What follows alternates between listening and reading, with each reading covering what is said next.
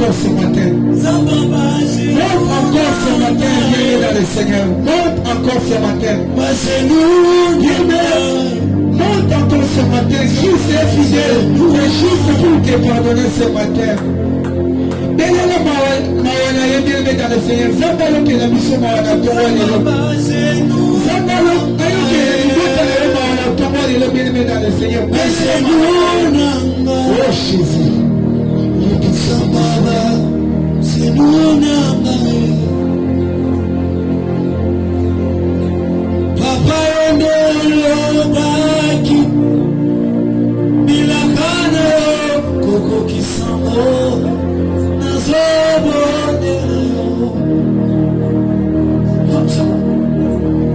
Hallelujah Papa Baki Bilakana Koko Kisamo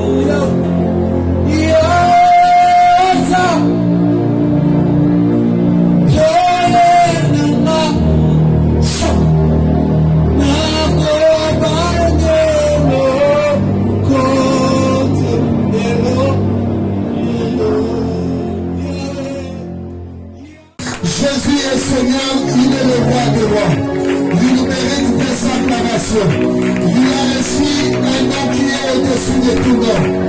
Un homme ne peut jamais sauver. Un prophète ne peut jamais sauver. Une église ne sauve pas. Mais celui qui sauve, c'est Jésus. Celui qui sauve, c'est Jésus.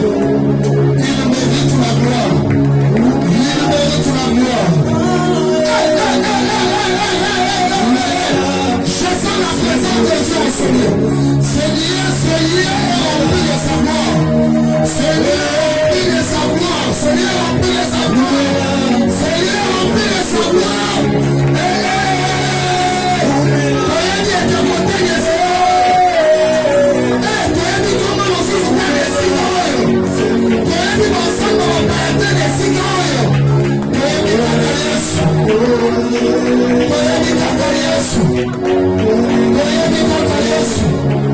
Tu mérites mes acclamations, Jésus. Tu mérites mes acclamations, Jésus.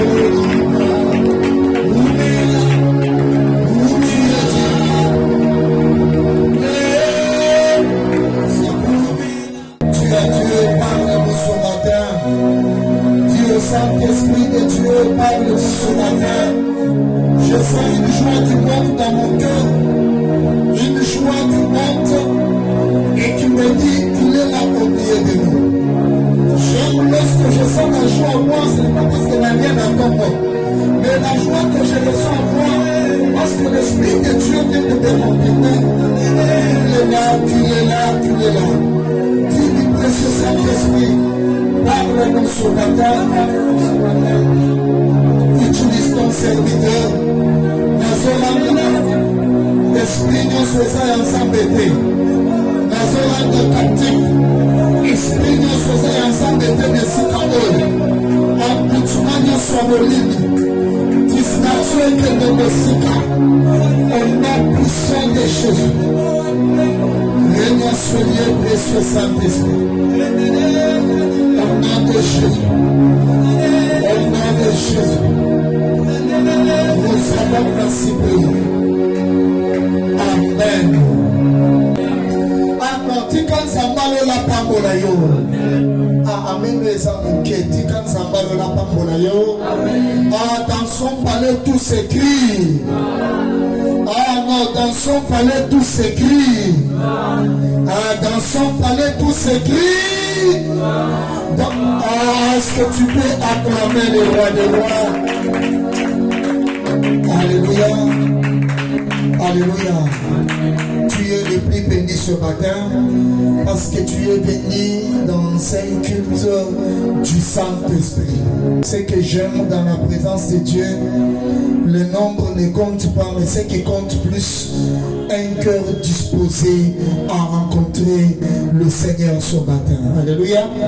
Et je crois que c'est depuis dimanche passé où nous sommes avec l'homme de Dieu, le berger Christian. Osons accueillir avec des acclamations, avec des cris de joie, au nom de Jésus. Vraiment tu as compris, à recevoir l'homme de Dieu avec tout le monde, au nom de Jésus.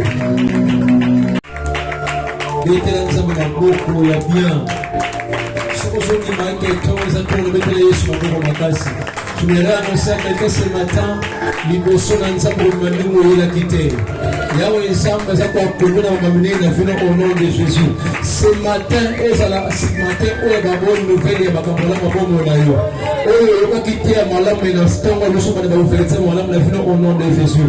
Seigneur, merci pour ta parole, merci pour ta fidélité. C'est le moment, et c'est le moment favorable pour la mission. Parlez-nous, éternel Dieu. Tout le monde va apparaître. Et ça dit que ton esprit règne encore en ce lieu, dans le nom de Jésus-Christ. Amen. Logique, il y a la mission qui est en commune en Zambie. Genèse chapitre 28, verset 11. Je commence par le verset 11. La Bible dit ceci, Genèse chapitre 28, verset 11. La Bible dit ceci, il arriva dans un lieu où il passa la nuit, car le soleil était couché. il prit une pierre dont il fit son chevet, il se couchant dans ces lieux-là. Et il y songe, et voici une échelle était appuyée sur la terre, et son sommet touchait au ciel. Et voici les anges de Dieu montaient et descendaient par cette échelle. La sauté 16e, Jacob s'éveilla de son sommeil et il dit, certainement l'Éternel est en ces lieux. Et moi je ne le savais pas. 17, il eut peur et dit que ces lieux est redoutable. C'est ici la maison de Dieu, c'est ici la porte des cieux. 18e, et Jacob se leva des bons matins, il prit la pierre dont il avait fait son chevet, il la dressa pour monument et il versa des nuits sur son sommet.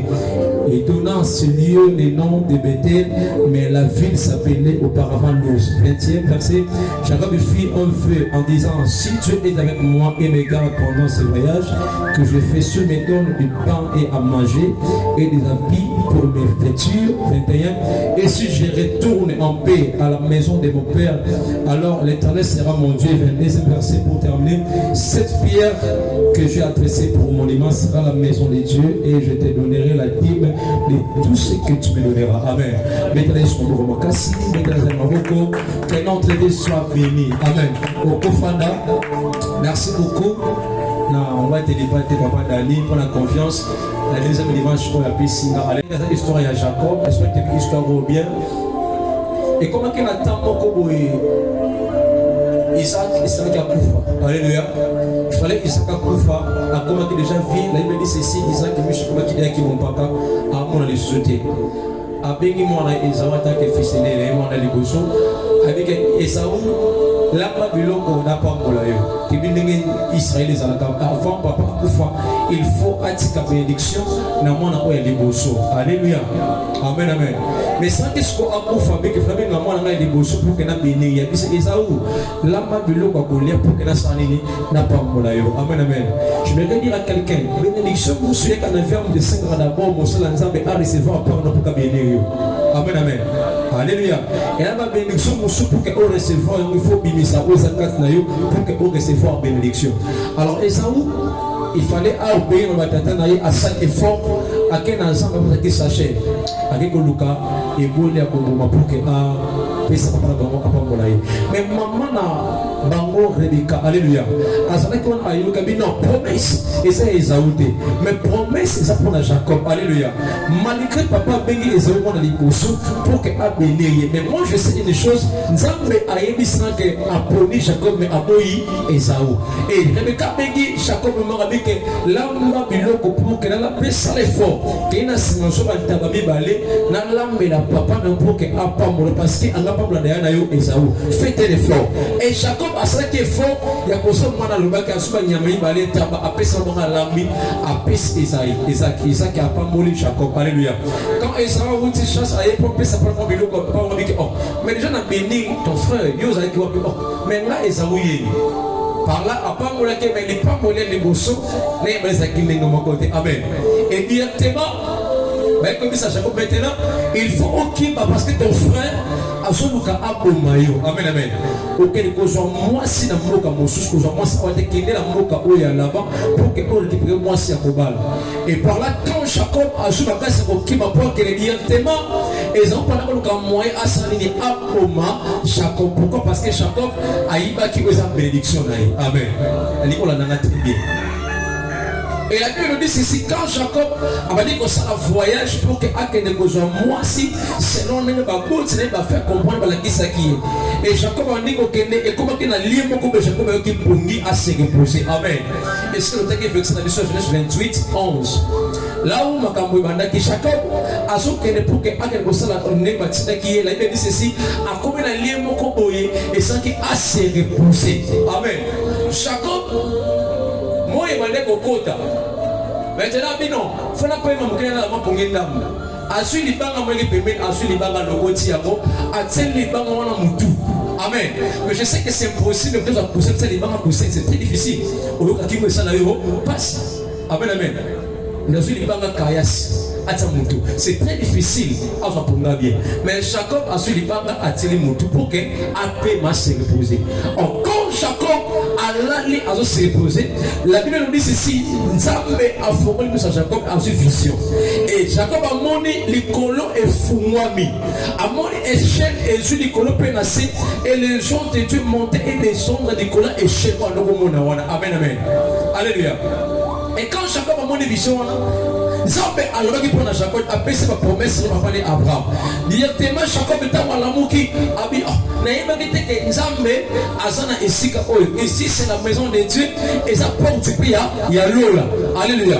Et Jacob a su les parents au azana que Moutou a salé un monument. Naïma dit ceci ta va salir mon ami que Nzambe monument na toneza na kuna yo. Soki na ki obatelinga 10 minutes na cause non sali na komemela yo yango. Alléluia. On t'aime la tirer dans le passage où ils ont Bethel. Alléluia. Amen, amen. Parce que ça, comme Jacob a ça qui est révélé dans le mot. Abi Iska, c'est la maison de Dieu. C'est-à-dire que Bethel, c'est-à-dire que Jacob a prononcé qui a fait ça qui comme parce que Amona qui nous a mené Sika. Amen, amen. Alors, Bethel, c'est quoi? Quand on parle de Bethel, Bethel, c'est la signification spirituelle. On a trouvé ça parce que c'est l'esprit, c'est mon livre. Et nous devons comprendre aussi des choses spirituelles. Alléluia. Parce que Jacob est animé par l'esprit pour que après sa compo, il y a louche de comme Bethel. Amen, amen. Je vais dire à quelqu'un, mon temps, quand tu as regardé, à changer ta paix, finir comme la portion au sous. Comme si je n'ai pas compris. Mon temps a raconté une femme dans la vie à son rappel situation. Mon temps a raconté une femme dans la vie à bon on a rappelé ma parce que Jacob malgré le fait qu'il a combo à loose mais le coup a rencontré une femme de Sikon à combo le combo de Bethel. C'est-à-dire que notre Dieu quand Abimela a pu son andela et mon Israël comme Moses et puis ça a pu connaissance peut pouvoir il y a qu'à changer ma situation elle est aux allées. Bethel dans son spirituel et donc symbolisé par Bethel. En Bethel, c'est le lieu où l'on vient prier Dieu.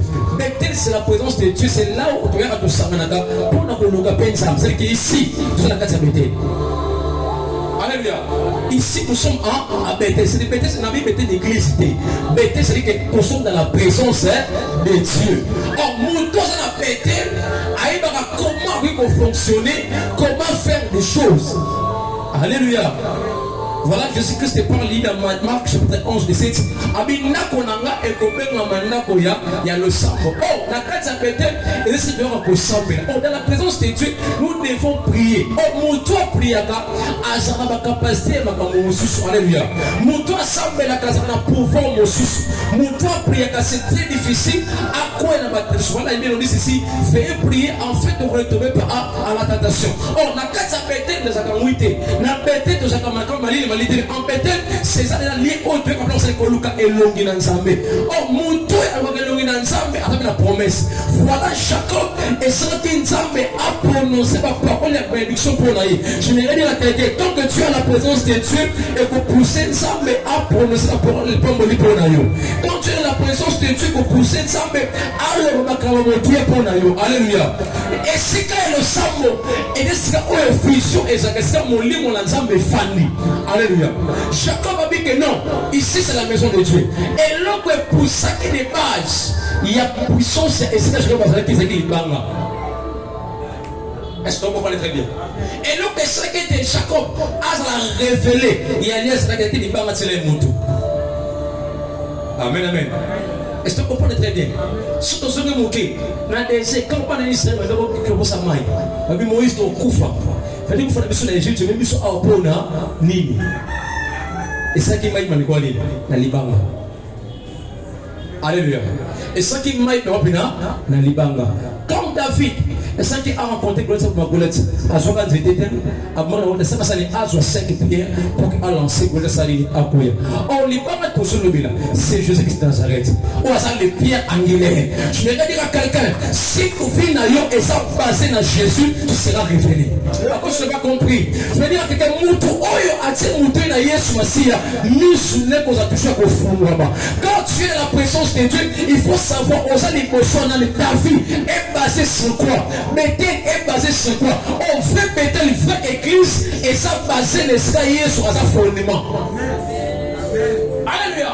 Soki dans Jacob, Azaki révélé une esika qui a cause, il est esika qui mutuna yi. Bien aimé, esika oyo yi comme esika aux révélations. Lorsque on comprend les thèmes, alléluia.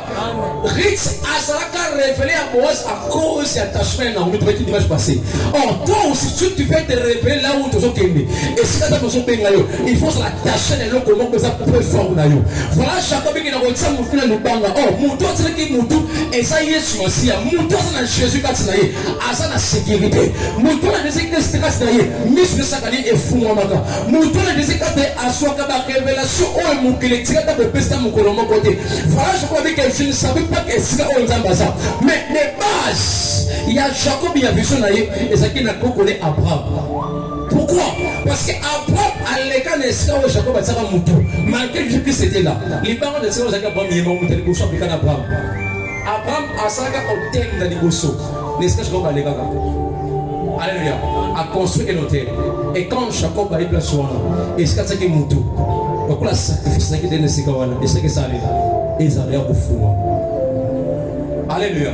Amen, amen. Alors, tant que ton père, notre pasteur Kazawana, alliance tout Oya Sala, n'est qu'on définit la descendance de la vie. Lorsque tu comprends l'idée, alliance tout Oya Sala, t'as qu'à kamba biso. Toi, tu as dit alliance, on est au grand tika de la biso. On a Jacob. Et ça qui a la révélation, parce qu'Abraham, papa, n'a pas Salani. Allez, c'est quoi la saga Makambo? Alléluia. Amen, amen. Chaque église, chaque lien de prière est son alliance établie. Amen, amen. Chaque lieu qu'on nous me convoquer dans l'alliance est établie. Alors, alliance, Jacob a soit une révélation spirituelle et ça qui alliance Yanzamba Sakala Abraham Kokonaï. Amen, amen. Il y a beaucoup des enfants de Dieu dans l'église nous sont étouffés à cause de l'alliance nous sommes à côté de la vie et c'est pendant que c'est ça de Jésus. Mais est-ce que ton père spirituel a sa forme à Jésus Messie, a sa appelé de Dieu, là où salut, tu seras toujours révélé. C'est le lieu où l'on vient prier Dieu. C'est la maison des prières. Alléluia. Quand tu es dans la présence de Dieu, il faut beaucoup prier. Amen, amen. Le sang te dit que la radio comme Moutouna Nzambé. Et ça a accès on va appeler ça Moutou à raconter Nzambé, c'est la prière. Alléluia. Bethel c'est quoi? Deuxièmement Bethel. Et ça lié à la révélation qu'il y a Moutouna Nzambé. Alléluia. Lié au Jacob Azalaki, Azaki révélé dans Nzambé. Alléluia. Voilà, Jacob a dit que Seigneur, et comme la combat, il y a Bethel, il y a ce combat lousité. Pourquoi? Parce que Jacob a été révélé. Alléluia. Alléluia. Amen, amen. Moutou a ça révélé, à ça autrement. Moutou a ça révélé, à se comporter autrement. Moutou a ça révélé à cause de ainsi dit l'Éternel. Mais Moutou a ça révélé à cause de comme c'est le charnel. Mais quelqu'un qui est révélé en esprit, à cause de comme toujours la dimension spirituelle. Et vous allez remarquer sa façon d'être vous a toujours différent. Voilà, Jacob a dit que non, et si non. Et comme il combo ya, mais il a changé mon combo. Oh, Moutou ça dans mon lit, mon ensemble a révélé. Nous sommes dans la cause et qu'on a toujours révélation, il y a révélation. Et je vais dire à quelqu'un, nous sommes toujours dans mon livre. Mais si toi, tu es fort en esprit, tu seras plus que bateau au temps de mon moto. Alléluia. Laissez-moi comprendre très bien. Parce que chacun va dire qu'il y a pour chanter comme et n'importe qui t'es avec pour chanter lui à Sali comme et n'importe qui t'es avec pour chanter fille dans la situation de parce qu'il y a beaucoup d'enfants de Dieu en Afrique il y a difficulté à comment mais pour que à chanter c'est de ça vient à commenter pourquoi à ça la révélation. Alléluia. Et beaucoup de hommes de Dieu aussi dans l'église. Parce qu'on change cette mentalité de pourquoi manque il y a révélation. Et si ça s'allie, est-ce que ça a révélé? Alléluia. Amen, amen. Et un homme de Dieu, moi, mais non, c'est tout. Oh, il y a ça révélé. Avec Esca dans Sali, malgré non, c'est aussi bateau. Le col a l'ipang sa place, moi, il a poussé et ça te pélémé. L'ika, beaucoup de temps, ça met comme tout le côté. Et il comme Moutouna, ça me dit, c'est la Sali est individuel. Quand tu es la présence de Dieu, quand tu as ni à gauche, ni à droite, et il est comme il appelle dans l'ensemble. Tant que tu es révélé, reste là. Tant que tu sais que papa Dani a ça, mon seul, tu es révélé de ça. Reste attaché à papa Dani. parce que tu es révélé. Alléluia. Tu cause de révélation. Si tu n'es pas révélé aux stations d'affaires chrétiennes, c'est que autant nous allons arrêter. Mais si tu es révélé, il y a un papa d'amis, reste avec lui. Alléluia. Amen, amen. À cause de la révélation, chacun a changé lié à ce qui compte. Pourquoi? Avec ça soupe parce qu'on a la monnaie. On a la monnaie pour se la monnaie montée. On a la santé dernière, on nous soit monnaie montée. On peut mon à l'émotion de l'église, on nous soit monnaie montée. Il nous fait monnaie montée. Chacun va dire qu'elle a changé, est-ce qu'elle a loose et comme un Bethel. Ça dit que même nos vies doivent changer de la présence de Dieu. Même nos vies doivent changer dans la carte de l'église. Ça dit que nous, dans la carte de l'église, et les fois, ça a vie à Calaté, ça a changé sa state, a changé position. Amen, amen. Dans la présence de Dieu, tu as impossible. Dans la carte de l'église, tu vas changer ton statut. Ta façon de te faire ça est bon. Alléluia. Et tout ce qu'on comprend très bien. Amen. Mutu moko te akwa liboso na nzambe ndenga seka sur non on dit que ta mon nzambe azane sika ona même si nos vies doivent faire quoi doit changer dans akana ke liboso te. Alléluia. Dans la présence de Dieu jamais mutu ndenga yaki azonga ka bon impossible sans beaucoup se mettre sa main à calame sur le monde pour pour la mais la même fois pour la on se met sa main. Amen. Il faut que tu a changé position. Ta façon de causer l'ensemble, c'est pour moi. Alléluia. Regarde dans vie à Milelo, ça c'est tout dans la présence de Dieu va changer. Alléluia. Quand Jacob a côté la lié pour le Kanzamba Samba avec les potes, il dit ceci, Jacob a côté la lié le gars a raconté un homme à nous qu'on était dans mon temps pour tout. Babouni, Jacob a été ma classe à péter, Jacob le coffre, Jacob a bouqué des comptes. Ah, Jacob a dit que dans un petit côté de Salini au Pamolanga. Alléluia. Jacob a dit comment on a vu, pourquoi moi comme on a dit comment on a Jacob.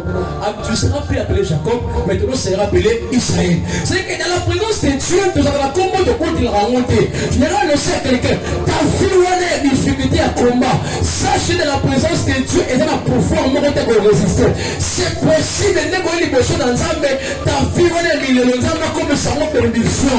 C'est possible que tu es dans la présence de Dieu, et ça un combat qui est combat, au combat. C'est possible la présence de Dieu, mais au côté du chemin, nous avons besoin de sala parce que les liens ont changé de position. Quand Jacob a côté de la pénielle, attends pour la tout droit. Mais comme il m'a Jacob, à nous c'était moi, attends, parce que nous avons besoin de côte. On est la présence de Dieu, que je n'aurai pas de défaut spirituel. On va défaut de chacun. Pour que mon client comprenne tout un an d'année. Je vais annoncer à quelqu'un, même au côté de liens, dans mon jour, il y a un signe de défaut. On ne sait pas quoi imposer dans ta vie. On va signer ensemble, mais pour ça que mon client comprenne que nous sommes ensemble solo. Quand nous avons dit si Moïse, que dès qu'on libère les boîtes dans la Béloum, moi je ne pas pas. Non, ok, on libère les gens, c'est que nous sommes au Tindinga. Pour que le peuple là, le Tindinga, ça va s'il pas croire. Il faut dire les montagnes des moutons à raconter ensemble. Tu es dans la présence de Dieu. Tu ne peux pas toujours convivre dans la vie zombie quand c'est possible. Alléluia. Si ta vie est que le coup la loose, et ça se loose, mais comme on Bethel, et c'est comme ça ma famille. Oh, la Bible dit ceci. Vous ne savez pas votre corps, c'est le temple de Dieu. Oh, l'église, je suis en train de parler, c'est ta vie, c'est ton cœur.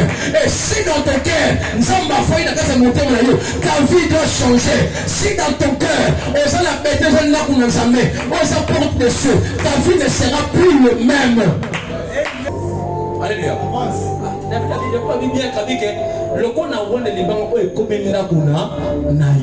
Amen. Dans la présence de Dieu, c'est là où il y a l'onction de Dieu.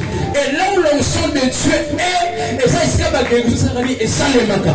Et ça, miracle, ça, les opéraka. Je me dire à quelqu'un, dans l'île à Bethel, il faut m'accompagner les salles maca. Il faut m'accueillir ensemble et s'imposer. Je me dire à quelqu'un, si tu es venu, c'est un problème. L'onction de Dieu est là pour transformer vie. L'onction de Dieu est là pour qu'on puisse se guérison. L'onction de Dieu attire des choses. L'onction de Dieu attire des miracles. L'onction de Dieu attire des bénédictions. L'onction de Dieu attire beaucoup de choses. Je vais dire à quelqu'un, dès que tu es enseigné, l'onction de Dieu est là pour les bénédictions. La vie. L'onction de Dieu est là pour les personnes qui viennent à monter. Alléluia. Nous tous la présence ensemble applique la action ya nzambe nzambe yesu abisi Pierre abi Pierre yone la peso clé ya église oyo kongama likolo na sepe serene ekangami oyo kofungama likolo na sepe efungami. C'est ça l'onction de Dieu et l'action. Quand tu es dans la présence de Dieu, c'est possible obika action o nzambe aza ko imposer dans ta vie. Et dans la présence de Dieu, tu me parles. Nzambe asika biso bongoto. Quand tu es dans la présence de Dieu, nzambe ko communiquer ko yebi so makambo o nzambe me cacher. Nzambe asaka action. Makambo o nzambe asaka le fond ko ça kisi te. C'est la présence de Dieu. Alléluia. Mutumo ayaki na problème nzambe abikisi babi sala boye asali yango. Ce n'est pas dit que mutumo asibleke kisi non parce que azobi que cela zali onction sali pe action nzambe sali et sali. Amen. Alléluia. Jacob a vu ma fille d'Atina Libanga à Wendra Libanga. D'Atina qui moutou. Amen, amen. Avec une église, et ça fondé par Jésus. Jésus qui s'est dit fondement, il y a église. C'est-à-dire comme fondation, il y a église. Or, Jacob a vu ma fille à Wendra Libanga. Il y a amen, amen. Alléluia. Vous savez, dans la vie, moi, il faut pas que l'eau boule. Tant que vous avez la présence de Nzambe, il faut oser la ouvrir à tout moment. Alléluia. Mon toit a rempli dans onction ya Nzambe, asa muto sakana ete. Mon toit a rempli dans onction ya Nzambe, makambo ko na ko sala et le jour extraordinaire. Mon toit a roué l'esprit ya Nzambe de la présence de Dieu et Nzambe a toujours communiquer makambo oyo et a toujours ainsi l'Éternel, makambo a toujours ya likolo. Amen, amen. Et makambo na ko bika na présence Nzambe et a toujours mati contact parce qu'il a toujours connecté. Oh, mon toit connecté en esprit na Nzambe, tout na ko sala, il y a toujours un mouvement. Alléluia. Et beaucoup de gens à l'église de Fouassa t'entendent, ah, l'église ça maintenant, non, nous avons une église qu'on t'a bien approfondie. Alléluia. Nous avons une église où on sent la comme il faut tourner sur la puissance d'ailleurs. Lié avec elle, en esprit encore, c'est le lieu établi une alliance avec Dieu. Alléluia. Vous allez remarquer, vous avez vu Abraham, on n'a pas du coup les bébés, et le peuple n'est pas Isaac. Pas Isaac et pas Jacob, et continuez quand même. Pourquoi? Parce que alliance on a, et vous n'avez pas dans les pas, il n'y a pas. Alléluia. Notre alliance, et ça, pas comme on a vu sur Abraham, alliance, ça n'a jusqu'à présent, ça continue. Et ça, l'alliance, je suis à mon client, ma maison continue les lots. Oh, il y a la bonne, pas même sur l'alliance, parce qu'on ne fout pas mieux les lots, vous pouvez rouge, ça va foutre. Attention! Alléluia! Beaucoup de gens de Dieu vont être dans le bungi. Il y a encore quelle alliance va encore être yo. Et tu vas remarquer beaucoup de gens de Dieu vont s'appeler dans Nzambe. Soit que l'église vont colomber simba gade, c'est que kounena yesalini et simba te. Et ça va là. Il faut beaucoup faire attention. Tu dis que mettez les alliés alliance. Alléluia.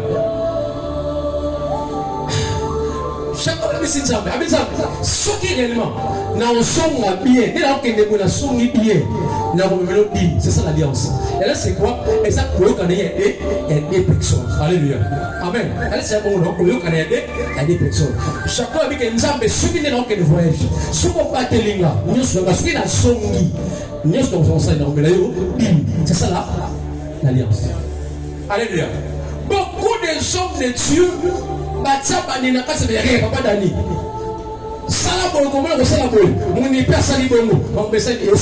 Mais tant que tu n'es pas révélé au côté de la erreur, mais si tu es révélé, c'est qu'on construit, qu'on peut s'adminer, qu'on peut s'offrir, ce qu'on a révélé, c'est qu'on a ça m'a pas mon alliance et pour la alliance, un jour et dans la toujours. Alléluia. Ce que Jacob a dit, parce qu'il y a Jacob a fait qui, nous demandons les gars, la tombe de Amérique, pour ça, il y a un reforme. Et là, il y a un souci d'alliance. Alléluia. Église, il y a son et la nièce sans abbé. Il commence à répondre d'ailleurs au fond. Dans le son les cas, au big gloire au Seigneur les cani. Mais ceux qui, aucune église, l'on les canons, c'est-à-dire que mon consawana, alliance à ça les aïens, malheureusement, vraie église, vrai Bethel, l'on les a d'ailleurs au fond parce que mon tour les canons, et si à fond, alliance dans sa main. Un homme de Dieu puissant, on a ça basé dans Jésus, église en Kamba, il faut nous les alliance dans sa main. Nous les la témoin à tout moment à combien l'ensemble ça m'a enseigné à prononcer dans abomboli mpo na vie na yo esika alliance eza ezalaka nde mwana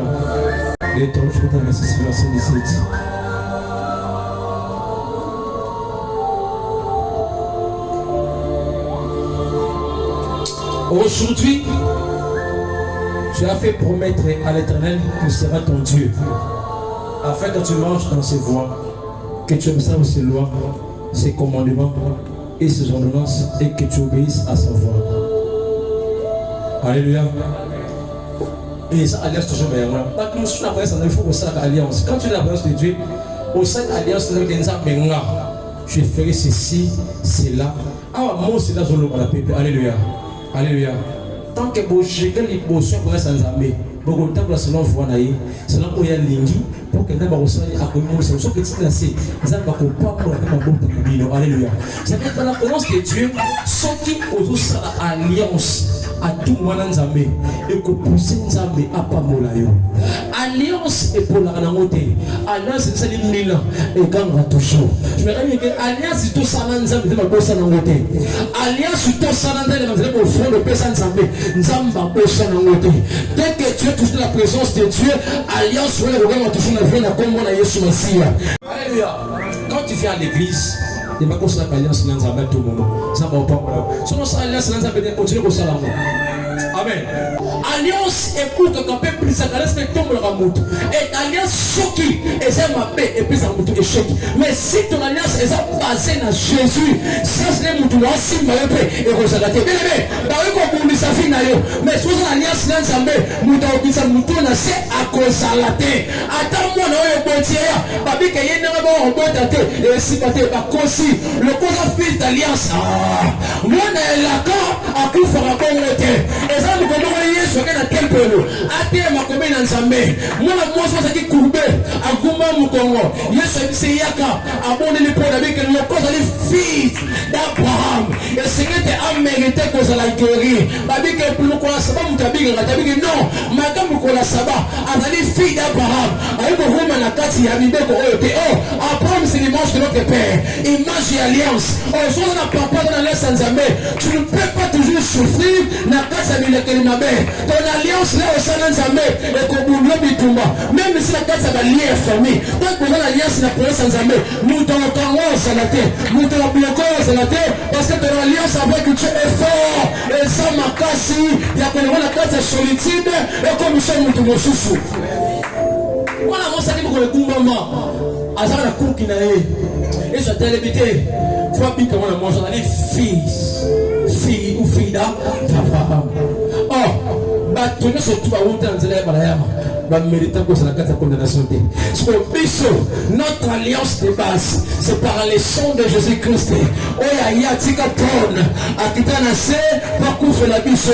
Je vais dire à quelqu'un, alliance yeso sana na kila na pour la biso. Mutabokata kaya wa tout moment asate. Même la carte de bitumba, tu connais encore ba de mauvais la biso. La carte de maladie, tu connais pas victoire. Pourquoi? Parce que notre alliance est sans marquage sur le cabesprit la bango. Alléluia. Vous savez, dans la présence de Dieu, quand on doit habiter alliance, il y a des besoins de Zambé. À comment intouchable. Alléluia. À comment intouchable. Pourquoi? Parce que alliance, on a des ensemble de péché. Amen, amen. Comment c'est possible que je laisse un Zambé sans laisser un Zambé? Vous avez dit que je vais vous faire mal. À tout pour les gens, à tout finir en koufa parce que l'alliance c'est ça ils ont bien gagné au Canada les gens koufa l'auté amen alors comment tu peux faire l'alliance avec Dieu pour que ça la sauver alléluia il faut aussi que ça la cible et que pousser Nzambe à se connaître amen alléluia béni soit bon makasi sixièmement le lieu de Bethel, c'est le lieu pour apporter et déposer sa reconnaissance à Dieu. Donc, tu as memaka avec le petit canal lié et ensemble. Alléluia. Et c'est qu'elle va combattre ce qu'il y a dans l'église. Sur les week-ends, elle va au bas. Ah, bah, voir mes sabots là-bas. Ah, bah, ça va s'en là. Alléluia. Or, c'est pas ça.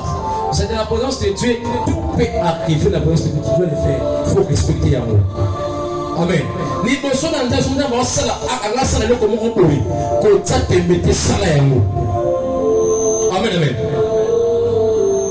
Chaka ba bike libanga oyo na sa ko adresser na ko pesa o biminanga na nyoso osali o pesa nga.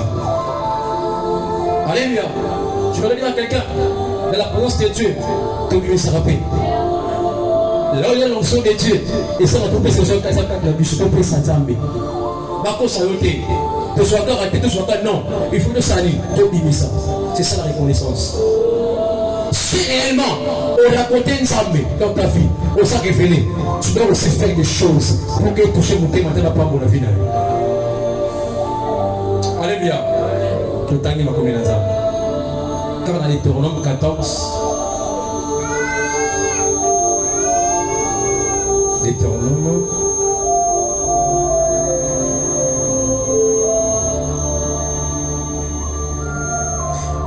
14, 22.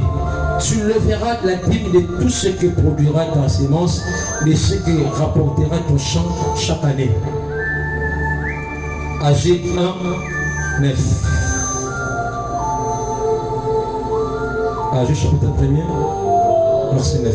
La Bible dit ceci. Vous comptez sur beaucoup et voici, vous avez eu une paix. Vous l'avez rentré chez vous, mais j'ai soufflé dessus. Pourquoi? Dit l'Éternel des armées, à cause de ma maison qui est détruite, tandis que vous vous embrassez, appréciez chacun pour sa maison. Amen, amen. Alléluia. Alléluia. Vous savez quoi? Dans la présence de Dieu, et c'est une reconnaissance dans Alléluia. Quand tu es dans la présence de Dieu, on essaie de voir beaucoup de choses. Dieu t'a révélé, Dieu t'a donné des promesses à pas molio. Même si c'est aussi mis à monter. Mais pour que ça va rapidement, il faut être reconnaissant. Alléluia. Chacun va dire que dans la maison de l'Éternel, nous ne sommes pas là pour la cocosa du matin, midi au soir. Nous dois être reconnaissants. Il faut aussi à ce que nous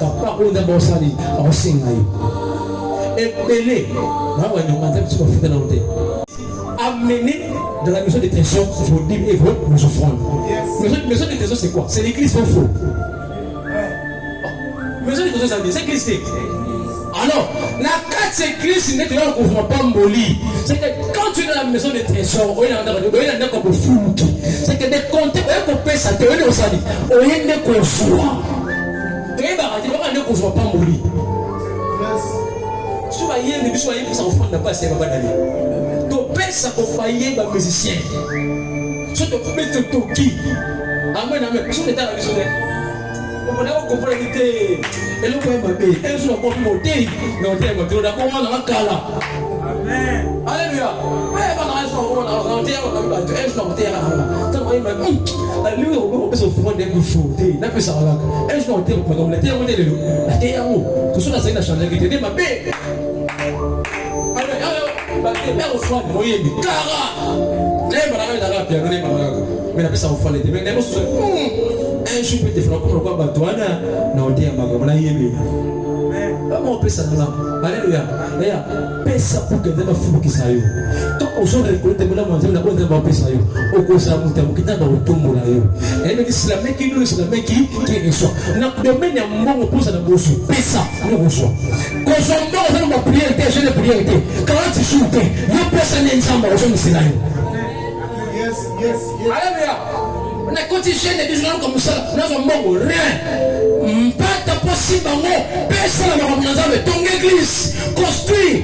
Chacun a dit que dans un monument, dans quatre églises, comme ça, maintenant c'est quoi? Et ça, qu'on s'aimait. N'a pas dit que c'est Sili, n'a pas dit que c'est des chaises. N'a pas dit que c'est un micro, c'est ça qu'on sait dans le monument d'église. Quand tu as un monument, c'est ça qu'on pensait que, oh, on a dit, pour la locaux, on a dit, on a dit, il y a même chacun qui a le monument, oh, et ça, référence, il y a un ensemble, à tel accueil, et c'est pas de recours, ça l'a monté, mais, nous avons ma bosse, la cabola, nous sommes la caïté. À tout ça, qui t'y moko, à quand on les camoufle, mais quand on est qui tu n'as qui tu es au bon rapport na yo. Alléluia.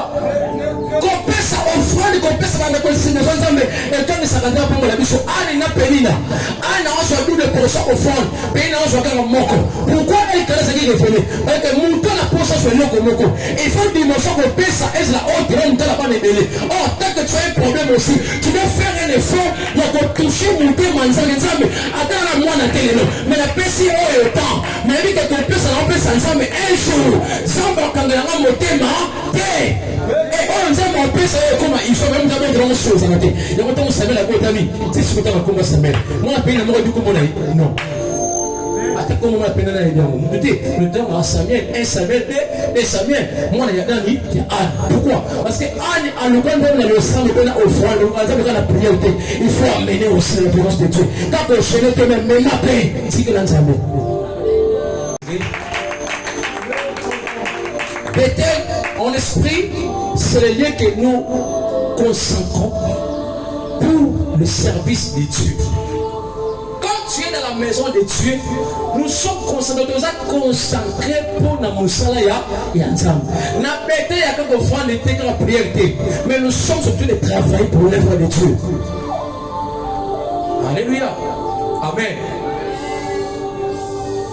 Je vais à mon échelle et tout ce que vous pouvez m'amener à mon indoto à ce songe. Alléluia. Nous tenons nos canaux amis. Jean. Là, c'est Jésus qui parle. Tenons Jean. Tenons Jean 1, 15, 51. Après, tu rejoins Hébreux 1, 14. Jean chapitre 1, verset 51. La Bible dit ceci. Et lui dit, en vérité, vous verrez désormais les ciels ouverts et les anges de Dieu monter et les anges sur le Fils de l'homme. Là, c'est Christ qui parle. Alléluia. Et ça même révélation on a mon amour. Jacob. Jacob, on a dit l'échelle, non? Toi, tu as bien, s'il vous plaît. Quand je peux comparer, Jacob, on a gagné. Bah, c'est pas ça, Nini. Mais ah, ils sont mis sur le niveau. Désormais, bon, mon âme, les collègues font pas bien. Bah, c'est pas ça, Nini. Baso matin. Bah, tu as dit, comme là, moi, nana. Donc, ils sont comme ils voient les échelle. Ah, tu peux comprendre. D'ailleurs, quand je vois mon vision, et je suis le colonel Mapata, la C. Moi, je pense à des Mapata, qui était un bon modèle. So, ah, ils sont disponibles maintenant, désormais, le moment où le conseil est fou. Moi, je pense à des Mapata, qui était le colonel, il y a un mot, il y a un mot, il y a un mot. Donc, et chaque fois que je vois mon équipe, il y a une notion, il y a une image, il y a une personne. C'est-à-dire que Jésus qui sera centré, et qu'on se va prier dans le biseau, qu'on ne met pas un Nzambe, Nzambe qu'on se met comme ça, qu'on peut se prendre le biseau. Alléluia. Hébreux 1, 14. Le temps.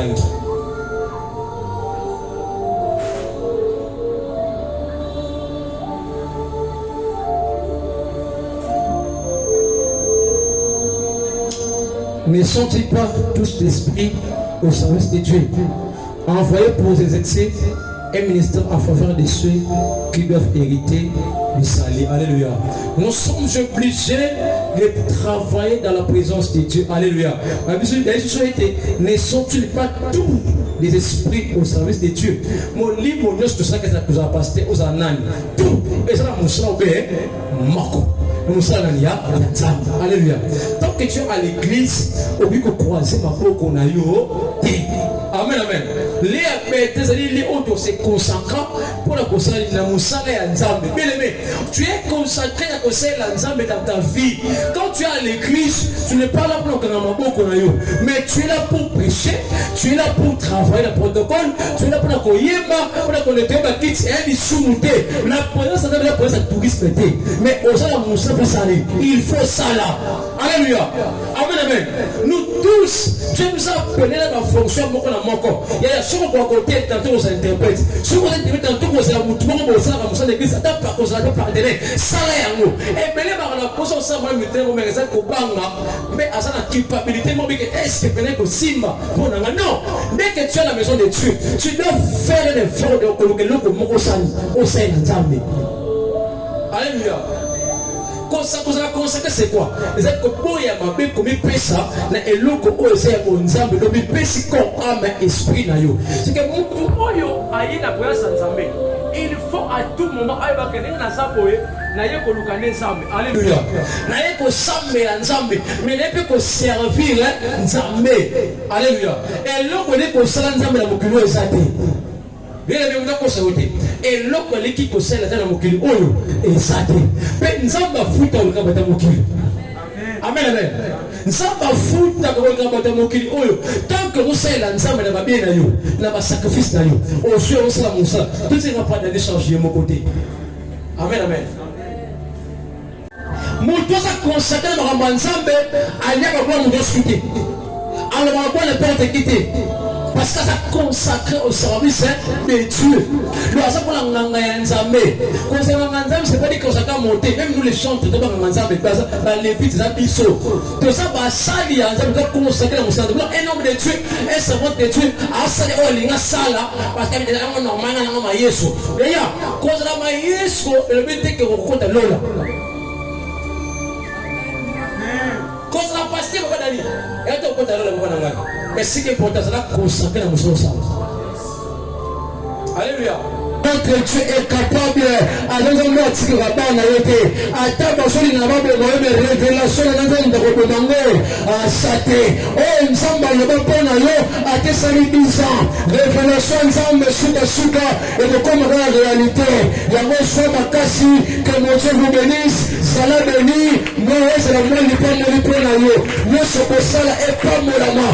Foulica la finance à l'eau. Et ça, le corps à Jacob. Côté que n'est pas la bonne possible. Fuluka na pamba misala maboko na yo misala maboko na efungama ko bande lozo sumu pite ka sezo mukete ko imotu na badimbe mene nyeso vina yo ba ko lukona kombo na Yesu Masia misala maboko na ekele liboso nom de Jésus ozaki na malade na nzoto ya mbage liboso na kombo na Yesu parce que les années en so ya birege na nzambe okena ba problème zo simbate na pamba vina yo soit solution au nom de Jésus. La Bible nous dit c'est sur Dieu pour nous qui sera contre nous, même dans ta famille. Parce que Nzambe tondimela asama kasi betela Yesu maboko makasi comme Dieu vous bénisse. Zamba pambola yo. On sera ensemble. Ezaki na Bethel. Là où Jacob avait rencontré Dieu. Et Jacob a dit Seigneur redoutable. Parce qu'il a vu un échec où les anges montaient et descendaient. Et sur cet échec, il y avait l'éternel Dieu. C'est là même ça passage d'alliance à Jacob. Alléluia. Alléluia. Et je suis en train de croire dans tout moi de l'homme. Ça passe à l'alliance dans tout mon corps.